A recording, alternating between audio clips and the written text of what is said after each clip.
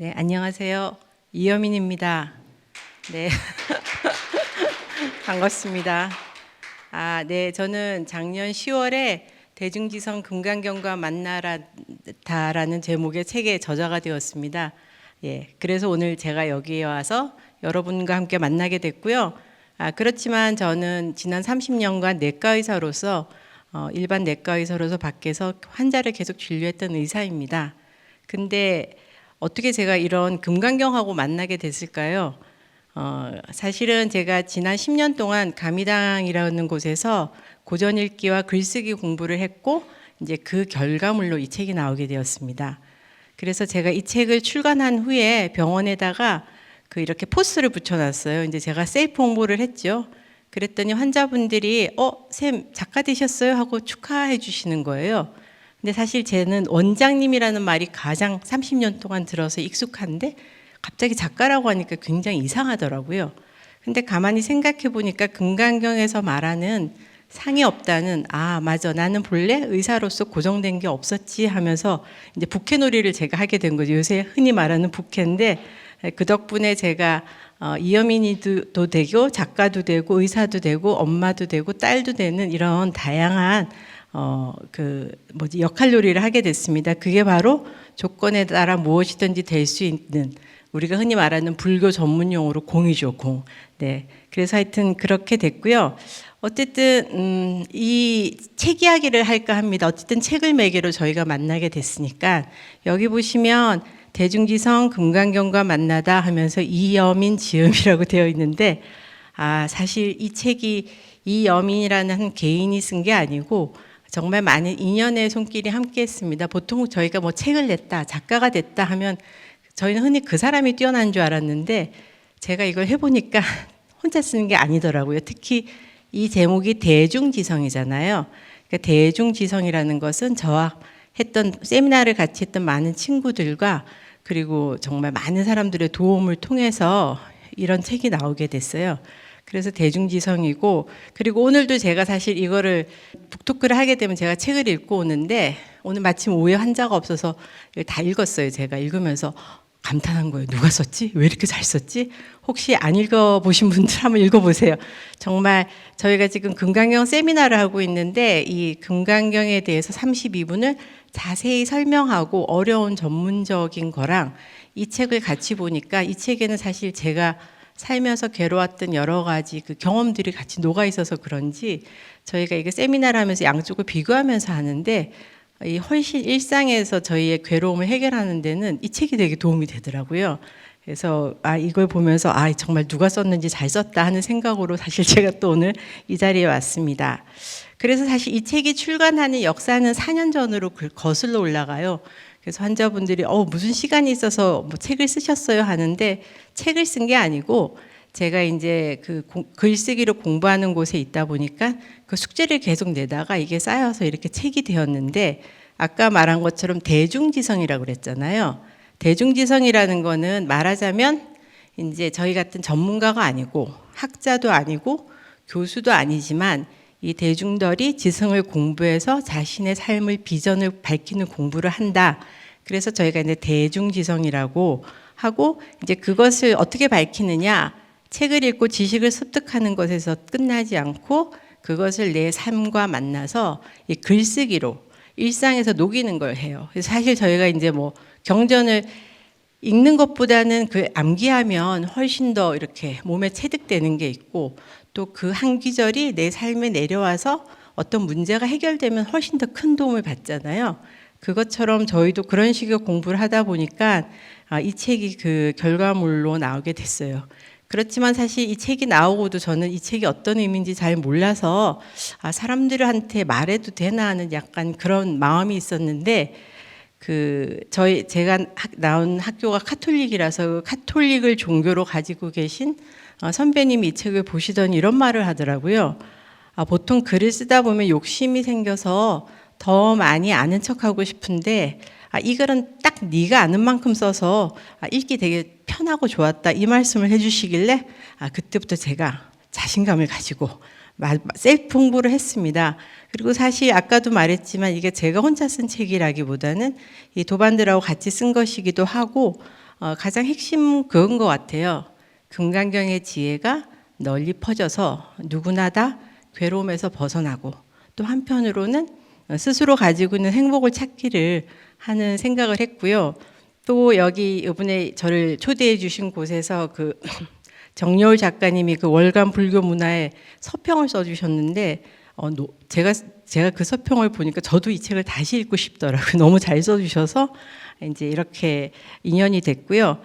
그 덕분인지 이렇게 일반인이 썼는데 저희가 이제 보통 1,000부를 팔면 1쇄를 찍고 2쇄를 1,000부가 팔리면 다시 찍는데 책이 나온 지 3개월 만에 이게 1,000부가 다 팔려서 2쇄를 찍었습니다. 올해 1월에. 그래서 정말 감사합니다 하는 생각을 모든 사람들의 덕분이구나.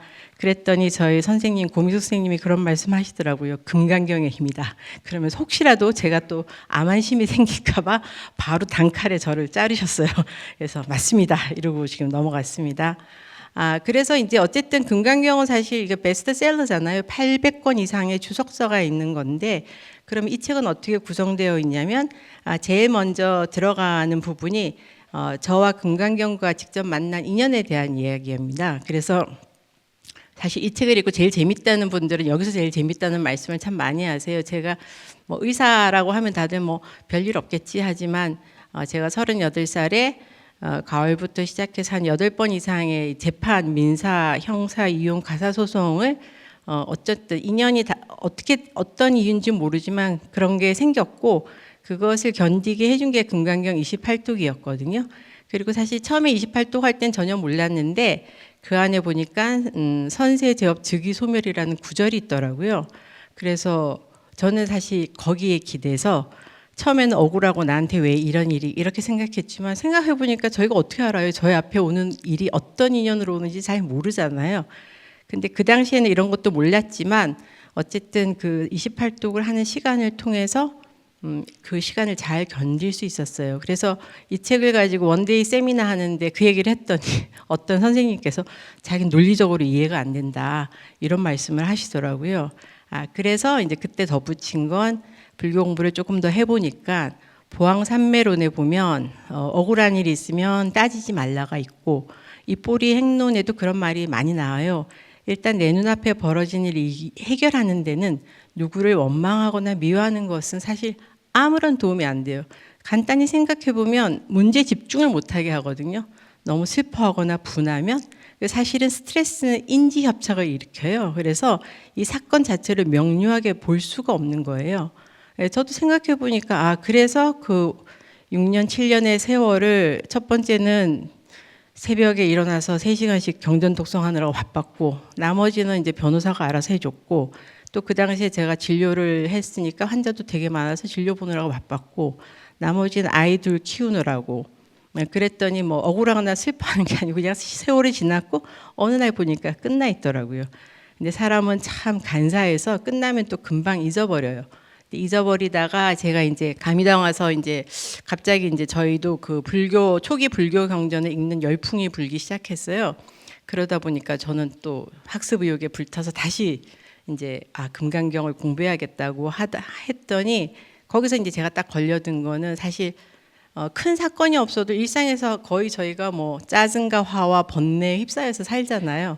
근데 그 제가 내는 화가 저는 정당하다고 생각을 했는데 금강경 공부를 해봤더니 아니다. 너는 네가 옳다는 아상 때문에 화가 나는 거지. 그 아상, 그러니까 이게 남 탓이 아니고 내 탓이라고 딱 알고 나니까 갑자기 마음이 이렇게 편안해지더라고요. 그래서 이 책을 가지고 청년들하고도 세미나를 많이 했는데 청년들이 가장 좋아한 부분이 그거였어요. 남이 잘못해서 내가 화가 나는 줄 알았는데 화내는 것이 내 아상이라는 것을 안 것이 너무나 큰 소득이라고. 그리고 그 얘기를 들으니까 저도 너무 기쁜 거예요. 아니 사실 저희가 남을 바꿀 수는 없는데 이게 나를 변화시킬 수 있는데 그 책이 모티브가 돼서 그럴 수 있고 청년들이 세상을 바라보는 게 좀 바뀌었다는 거 듣고 하여튼 너무 기뻤습니다. 그래서 저도 이제 금강경을 통해서 그런 경험을 하게 됐고요. 그래서 이제 처음에는 이게 두 가지 에피소드는 그렇게 이제 제가 금강경을 만난 인연에 대해서 쓰여 있고, 그 다음에는 이제 금강경이 나오게 된 배경이죠. 뭐 금강경은 사실 불교 경전이니까 당연히 배경에 부처님에 대한 얘기가 들어갔어요. 그래서 부처님 생애를 가장 먼저 엮었는데, 사실 뭐 저희가 부처님 생애를 공부하면서 되게 좋았던 게, 어릴 때 본 금빛 부처님은 사실 특별한 신과 같은 존재인 줄 알았는데, 자꾸 공부를 하다 보면 이게 사실 부처님, 사람이 인간이잖아요. 그리고 저도 어릴 때는 부처님이 아주 특별하고 제가 소원을 말하면 다 들어주는 존재라고 생각했지만, 이렇게 공부를 하면서 저희와 똑같은 인간이었고, 핵심적으로 말하면 그 당시에 금수저죠. 왕자로 태어난 분이었잖아요. 고타마 시달타가. 근데 이분은 태어나면서 이제 어머님이 돌아가셨고 가까이서 죽음을 봤지요. 그 다음에 이제 가장 제가 이 부처님 생애를 공부하면서 너무 감동받았던 건 이 부분이었어요. 그 왕자로서 그 농경제에 가서 이제 다들 귀족들은 그 농경제 축제를 즐기는데, 이 부처님은 거기서 소를 채찍질하는 땀 흘리는 농부를 보고, 또 울면서 쟁기를 가는 소를 보고, 또 쟁기가 판 흙 속에서는 벌레가 꿈틀거리자 하늘에 와서 해가 와서 쪼아먹는 광경을 보는데, 여기까지는 그럴 수 있는데 여기서 되게 제가 신기했던 것은 왜 서로 잡아먹혀야 살 수 있는가 하는 이 질문 가진 것까지는 옛날에 알고 있었거든요. 근데 요번에 공부하면서 이게 전 너무 인상 깊었어요. 그리고 자신이 여기서 왕자로 편안히 있는 건 저 농부의 피땀과 연결되어 있다는 거. 전 이 연결성과 공감 능력에 그때 너무 제가 몰랐던 부처님을 새로 본 기분이었고, 그리고 그러면서 저도 마음이 되게 세상은 이렇게 되어 있구나 하고, 이렇게 그냥 연기론을 그냥 이렇게 이론적으로 보다가 그 공부를 하면서 조금 더 이 연결에 대해서 느끼게 됐어요. 그 사실 이 장면이 계속 회자되는 이유는 그 부처님이 쾌락과 고행을 버리고 깨달음을 얻을 때, 이때 그 어릴 때 했던 보리수미태의 그 명상을 회고하기 때문에 이제 그랬던 것도 있지요. 그리고 또 재밌었던 건 뭐냐면, 이 부처님이 막 이제 출가를 그렇다고 해서 금방 하신 건 아니잖아요. 부처님이 이제 그 노병사의 괴로움을 보고 출가를 하시는데, 그 하기 전에 출가할까봐 아버님이 하신 행동이 너무 재밌는 거예요. 그래서 혹시라도 떠나버릴까봐 그 쾌락의 극치인 사결절 궁전을 짓고, 그래서 노병사의 괴로운 모습을 보지 못하게 하고, 그리고 좋은 것만 먹고 예쁜 것만 먹고 아름다운 아내를 얻게 해줘서 이렇게 쾌락에만 이렇게 도취하게 하는데, 근데 가만히 생각해 보니까 지금 저희 부모님들이 원하는 게 다 이거더러, 정반항이 부처님한테 했던 걸 저희 부모님 똑같이 하고 있더라고요. 근데 그거는 노병사의 괴로움에서 벗어날 수가 없잖아요. 그것도 재밌었는데, 여기 이제 부처님의 이 반응도 너무 재밌었어요. 왜냐면 이게 이제 부처님이 나가려고 했을 때 정반항이 그 막는 대화를 하는데, 이게 인상적이었던 게, 보통 이제 왜 저희가 어디 나가려고 하면 부모님이 네가 원하는 거 다 해줄게 이러는데, 정반항도 똑같이 했더라고요. 네가 원하는 거 해줄 테니까 출가하지 말라고 했는데, 딱 부처님이 하신 말씀이 이거예요. 아버지는 나의 어머니도 살리지 못했고 죽지 않는 법을 가르쳐 준다면 출가하지 않겠다고. 사실 이런 생각을 하는 것 자체가 되게 획기적인데, 아버지가 당연히 그 당시만 해도 깨달은 사람이 없으니까, 그런 사람 없으니까 왕이 되어서 나라를 다스리는 것이 어떻겠냐고 했지만, 시달타는 생사 문제, 누구나 겪는 이 괴로움을 끊을 방법이 있는 것을 믿고 출가했잖아요. 그러니까 이게 영생을 원한 것도 아니고 사실은 단멸론이 아니라는 것도 알게 돼서, 이 부처님의 이 지혜가 저희한테까지 와서 이 연기법을 알게 된 거죠. 그래서 부처님은 이제 연기법을 깨닫고 이제 무명무지로부터 생이 시작됐음을 알게 됐고, 그것을 끊는 방법은 팔정도와 중도 수행이라는 걸 저희에게 이제 알려주셨죠. 그리고 35세에 깨달은 부처님이 45년 동안 하신 게 보니까, 이렇게 지금 저희처럼 법당에 앉아서 설법하고 그 다음에 걸식하고 사람들하고 나누고 계속 그거를 평생 하셨더라고요. 그래서 이렇게 막연히 보던 부처님의 생애를 이 금강경을 통해서 다시 공부한 게 저 되게 감동이었고 정말 좋았습니다. 어쨌든 이제 그래서 대중지성 금강경과 만나다 앞에 부처님에 대한 얘기가 나오고, 그 다음에 이제 금강경이라는 게 뭐 불교 경전이 되게 많지만 저희가 흔히 대승불교라고 하잖아요. 그 왜 대승불교는 뭔지 공부를 하다 보니까 이게 부처님이 살아 계셨을 때는 이제 법구경이나 뭐 수타니파타나 니까야라고 하는 초기 경전이 있었는데, 이게 부처님이 살아서 하셨던 말을 들었던 스님들이 다 떠난 500년 뒤에 이제 불교에서 계율로 인해서 이제 싸움이 벌어졌고 여러 가지 이제 논쟁의 시대가 나타난 거죠. 그래서 그걸 부파불교 시대라고 하는데, 그 당시 이제 부파불교 중 대세는 설일체 유부였어요.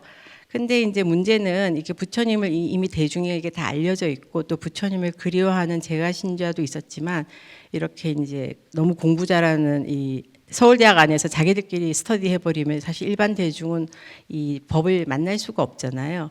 그래서 그것을 반증하는 이게 대승불교가 탄생하게 됐다는 걸 알게 됐고, 또 그러면서 이제 그 당시만 해도 아라한이 되는 게 목표였다면, 보살이라는 중생이지만 부처가 되고자 하는 수행자 모두를 제가와 이 출가한 스님과 다 통합해서 이렇게 해서 더 넓게 확장된 개념으로 된 것이 대승불교였고, 그 다음에 이제 그것으로 인한 그 경전이 이 금강경이구나, 이제 이런 배경 사상까지 알게 되고 나니까 훨씬 더 금강경을 이해하는데 참 도움이 됐어요. 그래서 이제 여기 보면 이제 금강경의 이름에 대한 얘기를 이제 그 다음에 제가 풀었는데, 금강경은 이제 저도 사실 금강반야 바라밀경 이렇게 막연히 알고 있었고 항상 제일 많이 들었던 게 번뇌를 깨트린다 이제 이런 거였는데, 요번에 사실 제가 이거를 하면서 제일 나중에 근데 그게 이게 반야를 깨트리는 거 번뇌를 깨트리는 것뿐 아니라 이게 사실 저희 자체가 금강 같은 보물을 지닌 존재인데, 이를 알지 못하고 이제 자기 스스로를 거지인 줄 착각하고 있다라는 중의적 의미로 제가 이거를 보게 됐어요. 그래서 그러니까 인연 따라 쓸 수 있는 거예요. 지금 너무 괴로우면 번뇌를 깨트리는 하나의 어떤 인연법으로 금강경을 볼 수도 있지만, 또 한편으로는 금강경을 통해서 내 본래에 있는 부처를 볼 수 있는 이런 또 보물을 바로 발견할 수 있는, 그래서 여기 정말 여기는 보물지도구나. 각자 자기 인연에 따라 쓸 수 있는 정말 무궁무진, 그래서 모두 다 금강경이라고 했구나 하는 걸 이제 거꾸로 제가 깨달았습니다. 그래서 이제 여러분이 뭐 금강경을 보셨겠지만 금강경에는 딱 두 명이 나오죠. 부처님하고 수보리. 그래서 이제 궁금했어요. 저도 수보리가 누군지는 잘 몰랐는데 공부를 하다 보니까 이게 불경마다 이게 이 특색이 있는데, 이 질문하는 자에 맞는 이 경전이 설해졌다는 걸 거꾸로 알게 됐어요. 그래서 저는 이제 수보리가 누구지 하고 공부를 해봤더니 일단 수보리 너무 잘생겼고요. 또 하나는 수보리가 이 출가하기 전에는 성정이 되게 난폭했고 자기 마음대로 안 되면 화를 무지 냈는데, 이분이 이제 부처님을 만나고 출가하고 나서 얻은 별명은 무쟁제일, 싸우지 않는 거예요. 또 하나는 탁발하는 집에서 자비명상을 했기 때문에 모두 다 수보리한테 탁발 받기를 원해서 공양제일.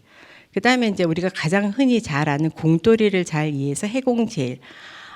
그러니까 금강경이 나온 시대에는 이 논쟁과 부파로 나눠져 있었던 시대니까 이 무쟁제일인 수보리, 그리고 공을 가장 잘 이해하는 수보리. 금강경에는 이 두 가지 의미가 같이 포함되어 있구나 하는 것을 이제 책을 쓰면서 제가 알게 됐습니다.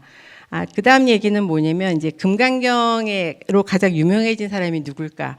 사실 저도 여기였는데, 육조해능이라고 중국의 해능 스님입니다. 그래서 뭐 아시는 분은 다 아시겠지만 이분은 당나라 스님인데 사실 처음부터 승려는 아니셨잖아요. 땔감 파시는 분이었는데 길 가다가 그 홀어머니를 모시고 있는 땔감 팔던 사람인데 그 길에서 금강경 한 구절 응무소주 이생기심을 듣고 깨달았잖아요. 이거 이제 분별이 떨어져 나갔다 이렇게 스님들이 설명을 하시던데, 전 이게 너무 궁금했어요. 그리고 너무 이제 저도 불교를 한 20년 전에 만나면 저것만 풀면 나도 되나? 나도 깨닫나? 이런 욕심과, 그리고 도대체 저게 무슨 뜻이지? 하고 궁금증을 가지고는 있었지만 이걸 제가 직접 해석해 보겠다는 생각은 못했어요.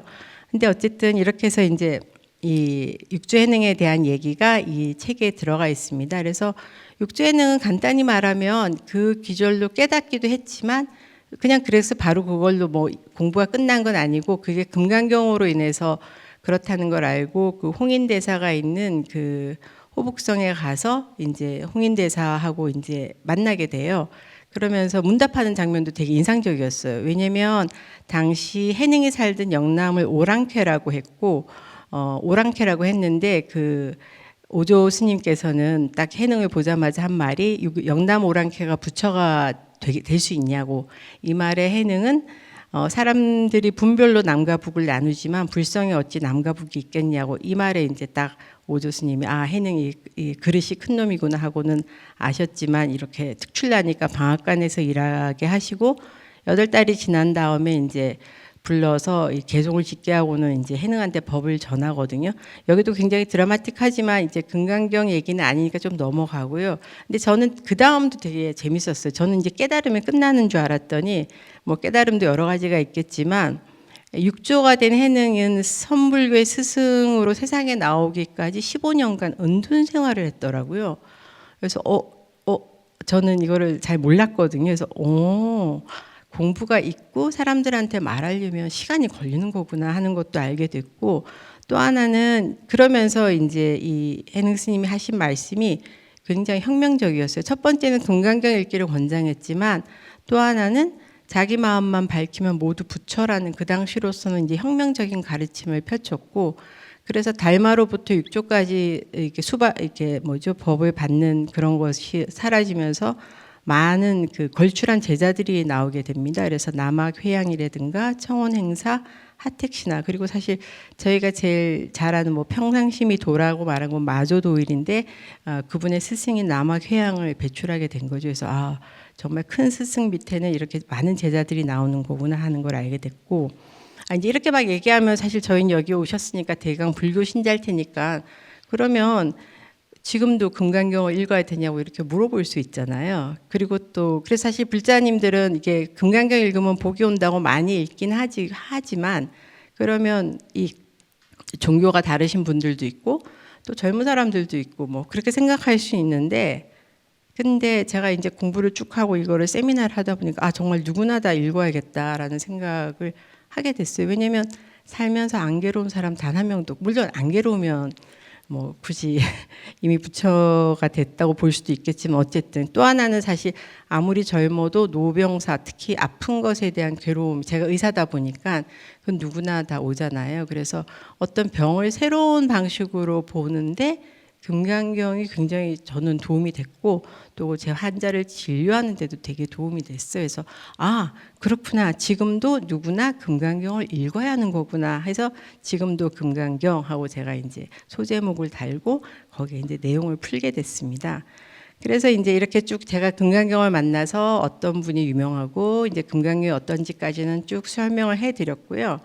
이제 본격 이제 금강경 공부를 하는데 여러분도 아시겠지만 금강경은 사실 32분으로 이렇게 나눠져서 촘촘하게 보통 이제 모든 책들이 강의가 되어 있는데 저는 그냥 키워드 3개로 목차를 잡아서 풀었습니다. 왜냐면 제가 그걸 자세히 풀 수 있는 능력도 안 되고 또 제가 금강경에서 뭘 배웠고 또 이 배움이 나의 삶에서 어떻게 이 화학작용을 일으켜서 내 삶이 또 편해졌는지 거기다가 제가 포커싱을 하고, 또 하나는 지금 현대에 와서 이 금강경이 쓰인다면 어떻게 쓰일까, 이 말들이 지금 여기서는 어떤 말일까 하는 이제 고민을 하면서 제가 금강경을 풀게 됐어요.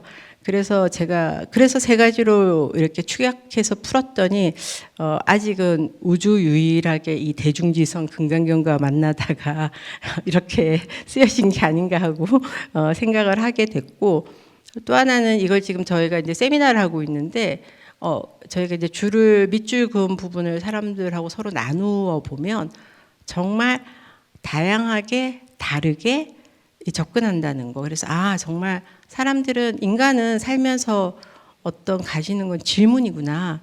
그러면 각자 질문이 있으면 그 질문에 대한 해답을 찾는 길은 정말 다양할 텐데 그러면 이건 하나의 중간 어떤 자 역할을 할 것이고 거기서 해답을 찾으면 누구나 다 이 금강경 안에 있는 보물을 찾을 수 있겠다라는 어떤 제 나름의 확신, 이제 그런 게 들었습니다. 그래서 정말 좋았고요.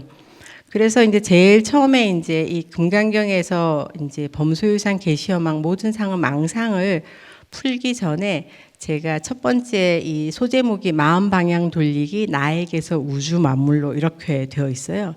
사실 이제 제가 감리당의 저희 대장님은 고미숙 선생님인데 제가 이제 저희가 처음에 초고를 써가면 선생님이 자꾸 불효령을 하시는 거예요. 자꾸 저보고 뭐 자기계발서를 써왔다는 거예요. 전 나름 정말 열심히 써왔는데 그래서 왜 저러시는지 정말 이해를 못했어요. 왜 저러시지? 왜 하면서 20권이 넘는 주석서도 공부하고 금강경을 꼼꼼히 봤더니 제가 제일 중요한 그 대승정종분에 있는 말을 놓쳤더라고요. 그러니까 저는 제일 처음에 수보리하고 부처님의 대화를 이해를 못했어요. 알고 보니까. 거기 보면 깨달음의 마음을 낸 사람은 어떻게 해야 하냐고 이제 수보리가 물으니까 부처님은 뭐라고 말씀하시냐면 모든 중생을 열반에 제도하도록 마음을 내야 한다 이렇게 했는데 저는 그걸 이제 퉁치고 지나간 거예요. 그럼 난 아직 안 깨달았으니까 나중에 깨달으면 뭐 그때 가서 하면 되지 이렇게 생각을 했는데 그게 20년 동안 그런 생각을 하고 살았어요. 그리고 저도 뭐 일단 내가 깨닫는 게 중요해 이렇게 항상 생각을 해서 그 말의 이 맥락에 제가 닿지를 못했던 거예요.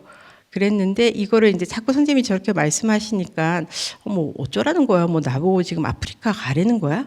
누굴 어떻게 돕지? 이런 망상만 계속 피고 있더라고요. 근데 글은 써야 되고 그래서 할 수 없이 제일 마지막에 이제 제가 쓴 모교 점심 인문학이라고 제가 이 고민을 너무 심하게 하니까 친구들이 그래 그러면 의사로서 환자를 돕는 거 말고 이렇게 뭔가 다르게 도울 수 있는 방법이 뭘까 하고 생각을 해보니까 제가 그래도 거의 7, 8년 그때 인문학 공부를 하고 있었고 또 그쪽에서 강의도 가끔 했으니까 한번 그냥 병원에서 무료 강좌를 열어봐라. 이제 병에 대한 것과 금강경의 지혜를 접속하는 거를 그래가지고 이제 그거를 제가 했어요.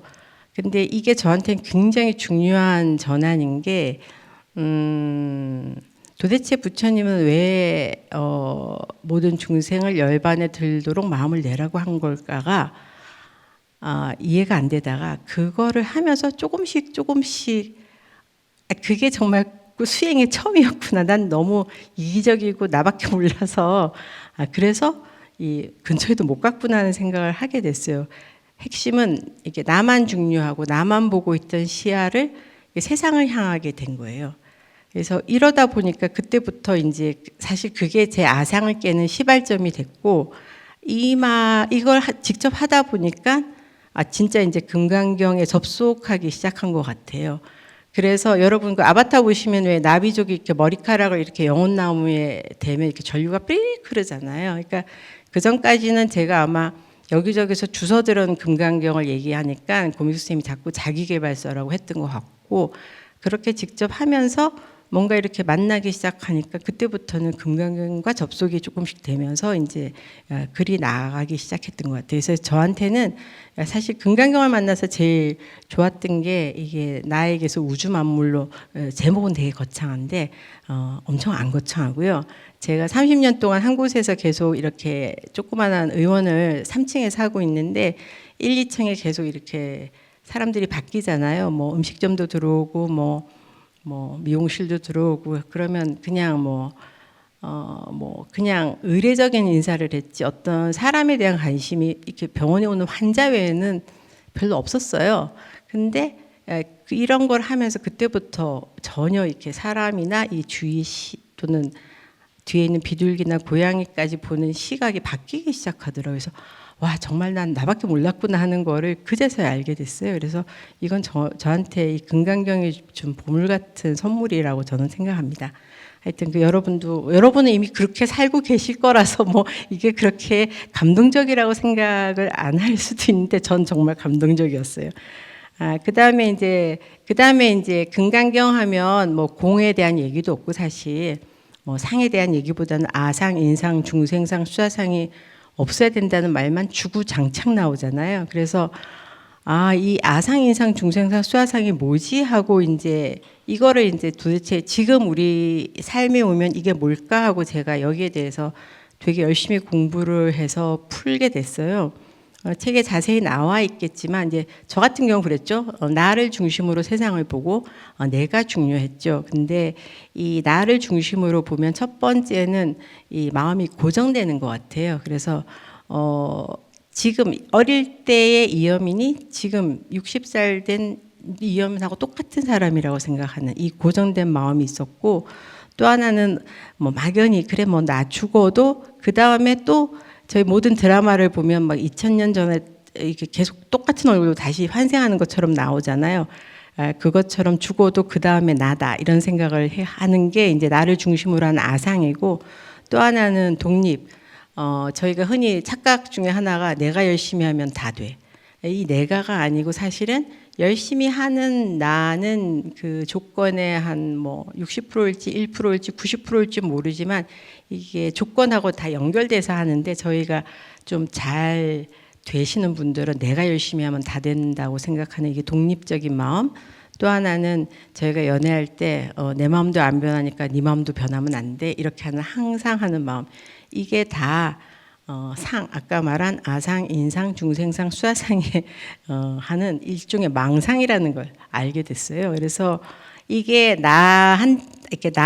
나한테서 어떻게 작동하고, 또는 어떤 관계, 사람들하고 만났을 때 동식물, 나라와 작동할 때 붙이는 이름이 아상에서 인상에서 그다음에 중생상 이런 식으로 이름이 바뀌더라고요. 그러면 아상, 인상, 중생상, 수아상 알아서 뭐 할래? 이렇게 물어볼 수 있잖아요. 근데 문제는 그 상에 딱 걸려들면 스스로 괴롭습니다. 우리 자신이 괴롭다는 것을 알게 됐어요. 그래서 이제 저는 그걸 많이 관찰을 하는데, 일상에서 화가 나거나 짜증나면 거의 다 거기 자의식 아상이 작동하고 있다는 것을 알게 됐습니다. 그래서 이제 재밌었어요. 그래서 이걸 관찰하면 뭐 어떤 조건에서 이렇게 찌질하게 반응하는 나를 일단 인정하게 됐고, 두 번째는 그걸 가지고 이제 관찰을 하면서 바꿀 수가 있게 되더라고. 이러니까 누구 때문에 괴로운 게 아니고 이 화내는 나를 거꾸로 보게 돼서 일단 관계도 좋아지지만 이게 자꾸 바깥 대상을 향해서 이렇게 달려가던 마음이 다 멈춰 쉬게 되는 것 같아요.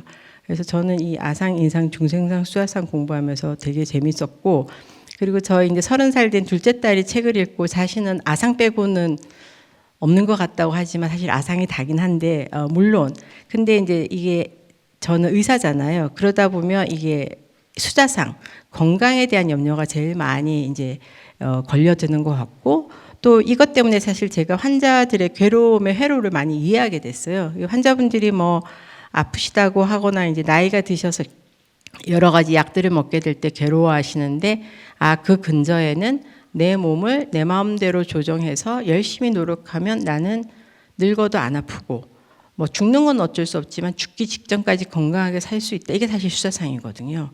그 회로를 딱 이해하고 나니까 환자분들한테 해줄 굉장히 다양한 어떤 그 해결할 수 있는 방법? 그런 게 생겨서 너무 좋았고, 그래서 이제 그 나이가 들었을 때 해야 할 것은 나이가 든 몸의 이해를 하고 받아들이는 게 되게 중요하더라고요. 그래서 과거에 그 젊었을 때 편안했던 상태에 자꾸 집착하면 사실 의료가 발달해서 이 뭐 여러 가지 불편을 많이 해결은 해주지만, 그것을 해결하려고 쇼핑을 하다 보면 그냥 정말 돌아가시기 전까지 그것만 하게 되는 것 같아요. 너무 아까운 것 같아요. 그래서 이게 아픔은 어쩔 수 없지만 이 아픔을 싫어하면 더 괴로워진다. 이게 수사상을 통해서 제가 공부하게 됐고, 나머지 막 가족 문제라든가 보수, 진보 또는 인상, 환경 문제가 다 중생상의 확장이라는 걸 알게 됐습니다.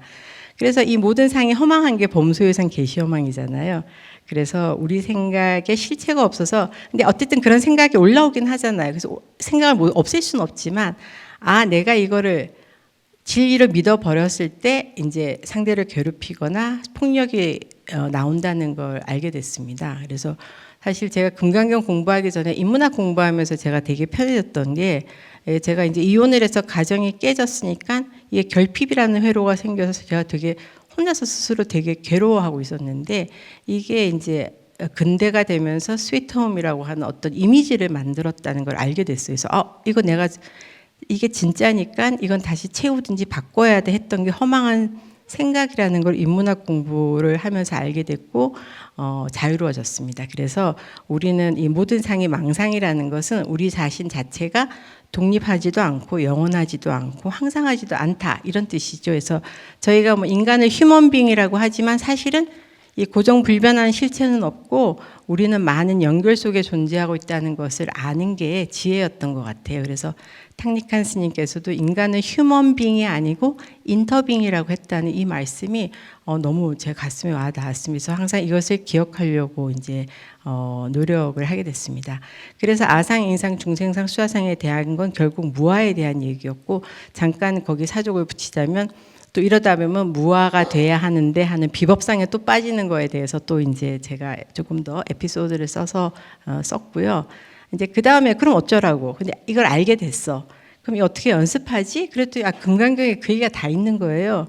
묘한 행동은 대상의 얽매임 없이 하는 보시. 그러니까 이 아상, 인상, 중생상, 수화상을 깨는 무아행을 연습하는 방법이 보시더라고요. 근데 보시하면 누구나 다 뭐 베품 이런 거랑 되게 비슷하잖아요. 근데 베품과 나눔과 비슷하지만 여기는 묘한이라는 말이 붙어요. 그래서 금강경에서 말하는 보시는 주는 자와 받는 자가 없는 보시. 되게 좀 이상하죠. 근데 사실 우리가 누굴 도와주려면 도와줄 대상이 있어야 되잖아요. 그리고 사실 저희가 보시를 하고 싶어도 받는 사람이 없으면 보시를 못 하잖아요. 그래서 저희는 오히려 보시하는 조건에 들어가서 이게 주는 자가 우월한 게 아니고 받는 자가 더 우월할 수 있다라는 것을 거꾸로 생각하게 됐고, 이러다 보니까 이제 저희가 사회에서 말하는 이해득실을 따지는 어떤 경제는 무용해지는 게 금강경의 가르침인데 이게 진짜거든요. 이게 우주의 경제 원리이기 때문에 저희가 그 자본의 원리로 하는 그 경제 원리는 사실은 스스로를 피폐하게 하고 사실 불안과 적대감을 더 증폭시킨다면 금강경에서 하는 경제 논리나 이 지혜로운 경제로 가면 나도 좋고 너도 좋아서 항상 충만해지는 것 같아요. 그래서 저희가 이제 보살 세미나라는 이런 타이틀을 걸고 하는데 저희가 보살이 되기 전까지 못 나간다 맨날 이러거든요. 그래서 세미나에 안 오시면 보살이 됐구나 하고 축하를 해드리지만 저희가 항상 그럽니다. 저희는 항상 누군가에게 베풀거나 뭐 시체 말람 호구가 되는 게 저의 목표입니다. 이렇게 얘기하면서 이제 바라는 바 없는 나눔을 하는 게 이제 보시인데, 이제 이렇게 말하면 뭐 그럴싸해 보이지만 사실 제가 했던 보시는 그런 보시가 아니었어요. 그래서 책에는 저의 보시 흑역사가 있습니다. 그래서 저는 사실은 뭐 빨리 깨달으려면 퍼주는 게 최고다 해서 엄청나게 보시를 했던 저의 흑역사를 제가 썼는데, 사실 책을 쓰기 전까지는 저는 이렇게 보시를 많이 했어하고 아상이 되게 빵빵했다는 걸 거꾸로 알게 됐어요. 근데 부끄러웠지만 뭐 저만 그렇겠어요. 그래서 이거를 다 만천하에 공개하자 하면서 공부하다 보니까 양무제라는 왕조차 그랬더라고요.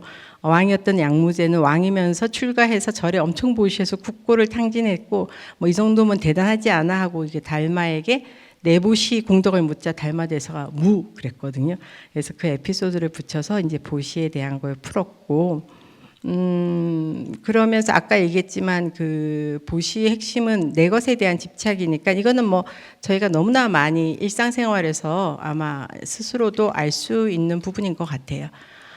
그 다음에 또 재물로 보시하는 거에 두 가지 위험이 있는데, 하나는 이제 받는 자가 욕심이 생기게 해서 더 받기를 기대하여 분쟁이 될 수 있고, 역시 최상은 지혜를 나누는 법보시라고 여러분 많이 들어보셨잖아요. 그러니까 사실 여러분이 여기 오신 것도 법보시고 또 제가 이렇게 뭔가 강연을 얍시고 하는 것도 사실 법보시고 이 책도 법보신 것 같아요. 그래서 제일 마지막에 썼는데 제가 사실 글을 못 쓴다는 자의식이 있었는데 그 아상을 내려놓고 이렇게 법보시를 실천하게 된 거, 그런 걸 배웠기 때문에 이게 가능했던 것 같아요.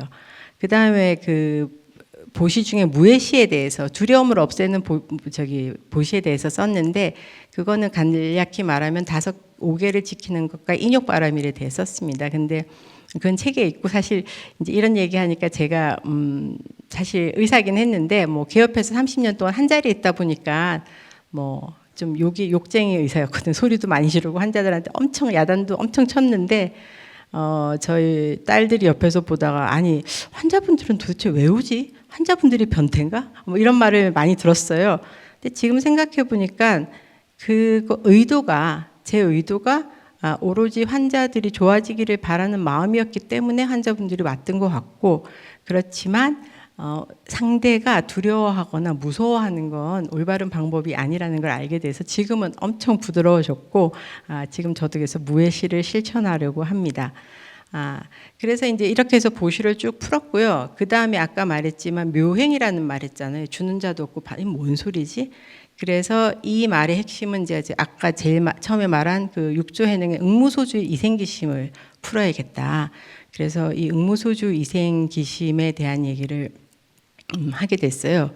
그래서 그 부분에 대해서 사실은 책을 출판사 제의 오기 전까지 한 2년 정도 초고를 썼을 때만 해도 제대로 못 풀기도 했고, 그래서 막 이제 글이 막 엄청 깨지고 있었는데, 막상 책 제의를 받은 다음부터는 제가 엄청 많은 스님들의 유튜브 강의를 들으면서 조금씩 풀리기 시작했어요. 그래서 이제 응무소주 이생기심의 핵심은 아상, 인상, 주세상, 수아상이 없는 상태가 응무소주고, 이생기심은 거기서 자비로 가는 거였구나 하는 걸 알게 됐어요.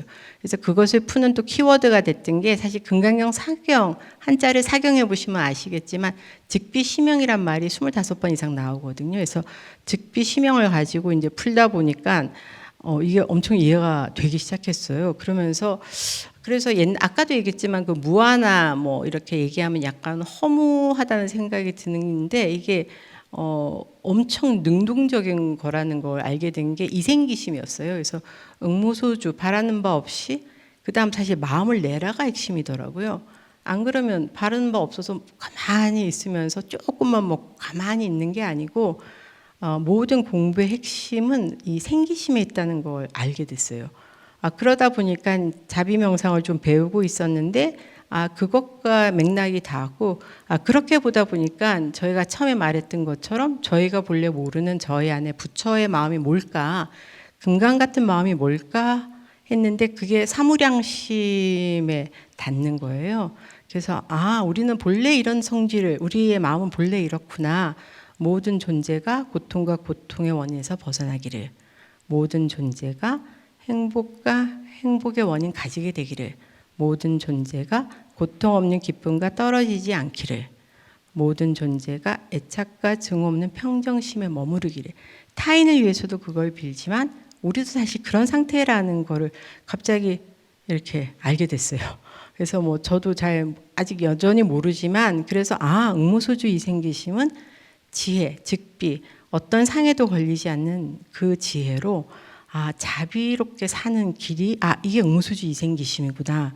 왜냐하면 저희는 모든 것이 연결되어 있는 관점으로 세상을 보는 것이 지혜면, 당연히 나와 남의 행복과 고통이 다르지 않다는 동체 대비심, 자비가 나올 수밖에 없다는 게, 이제 책을 쭉 쓰고 공부하고 스님들 유튜브 듣고 하다 보니까 이게 이렇게 됐어요. 그래서 사실 제가 그 요번에 불교 여기 나의 뭐 불교 이야기를 써 달라고 해서 제가 글을 보내면서 지금 내가 어떻게 살고 있나 하고 거꾸로 보게 됐거든요. 했더니 이 금강경이 나오고 이런 여러 가지 이제 공부를 하고 하다 보니까, 옛날에 이제 제가 아상으로 막 공부할 때는 빨리 깨달을 내가 있었는데, 이제 그런 것에 대한 욕심이 많이 줄고, 또 하나는 이런 동체 대비심에 대한 공부를 계속 하다 보니까 어떤 수행을 할 때 그게 나를 위해서 하는 게 아니고 항상 이게 사무량심을 먼저 마음에 먼저 새기고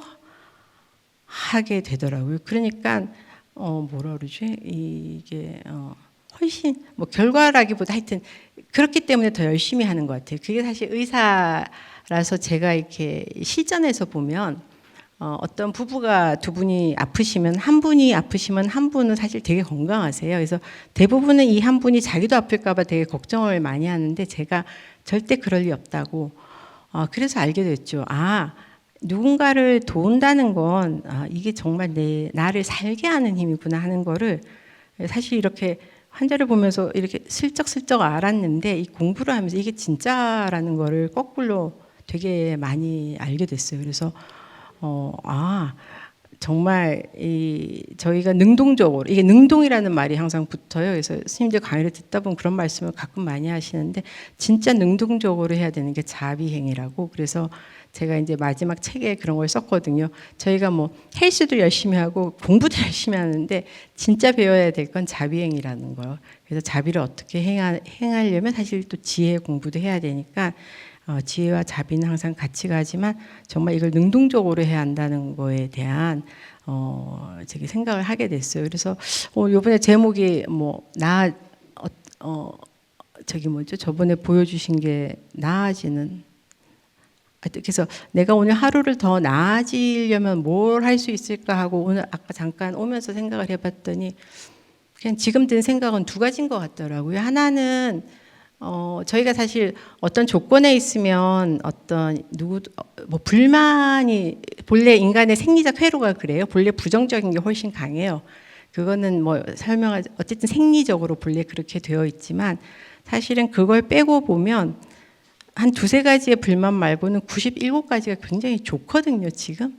그래서 감사해야 될 목록을 매일 적어 본다는 거. 사실 제가 아까 올 때 저희 병원에서 이렇게 여의도 진입하는데 오토바이하고 이렇게 접촉사고가 났어요. 보면서 저분이 아프지 말기를 하기도 했지만 또 한편으로는 난 그래도 무사히 이 강연장에 올 수 있구나 이런 생각이 거꾸로 들더라고요. 그래서 감사하는 마음 하나 하고 또 하나는 누군가를 도와주는 이게 그 누군가가 사실 나라는 생각이 들어서 이게 또 뭐 너무 이렇게 과해서 힘들다가 아닌 정말 소소하게 또는 마음으로 왜냐면 이게 자꾸 저도 처음에 이제 썼지만 마음의 방향을 돌리기 전까지는 누굴 도와주라 그러면 아프리카 가야 되나 내 거 다 버려야 되나 이런 생각을 막 했는데 그게 아니고 마음이 가장 에너지가 강하니까 누군가를 도와주는 삶을 살겠다 하고 아침에 눈 뜨자마자 그냥 그 발언 하나만 해도 그 낮에 어떻게 사는지 상관없이 그 삶의 방향이 그쪽으로 가는 것 같아요. 그래서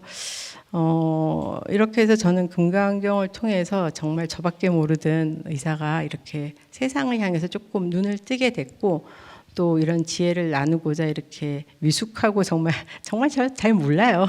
모르는데 이런 데 와서 이렇게 이제 강의를 했고 또 여러분도 만나게 된 것 같습니다. 너무너무 감사합니다. 그래서 이 책이 세상에 나와서 또 새로운 인연들을 이렇게 연결하는 것 같고 사실 책이 살아 움직인다는 느낌이에요. 그래서 이렇게 오늘 와주신 여러분 모두 다 감사드리고 또 여기 초대해 주신 분들께도 너무 감사드립니다. 네, 감사합니다. 네.